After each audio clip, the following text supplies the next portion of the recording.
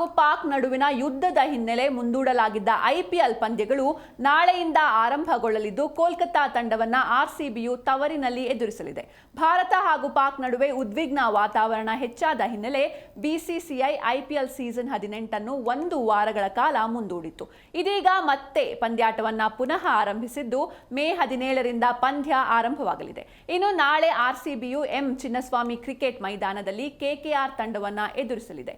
ಉಭಯ ತಂಡಗಳಿಗೆ ಇದು ಮಹತ್ವದ ಪಂದ್ಯವಾಗಿದ್ದು ಈ ಪಂದ್ಯದಲ್ಲಿ ಗೆದ್ದರೆ ಪ್ಲೇ ಆಫ್ ಹಾದಿ ಇನ್ನಷ್ಟು ಸುಗಮವಾಗಲಿದೆ. ಇನ್ನು ಬೆಂಗಳೂರಿನಲ್ಲಿ ನಡೆಯುವ ಐಪಿಎಲ್ ಪಂದ್ಯಗಳಿಗೆ ನಮ್ಮ ಮೆಟ್ರೋ ಸೇವೆ ವಿಸ್ತರಣೆ ಮಾಡ್ತಾ ಇದ್ದು ಅದರಂತೆ ಮೇ 17 ಹಾಗೂ 23ರಂದು ನಗರದಲ್ಲಿ ಐಪಿಎಲ್ ಪಂದ್ಯಾಟ ನಡೆಯುವ ಹಿನ್ನೆಲೆ ಮೆಟ್ರೋ ಸೇವೆಯನ್ನ ಮಧ್ಯರಾತ್ರಿ 1:35ರವರೆಗೆ ವಿಸ್ತರಿಸಲಾಗಿದೆ ಎಂದು ನಮ್ಮ ಮೆಟ್ರೋ ತಿಳಿಸಿದೆ.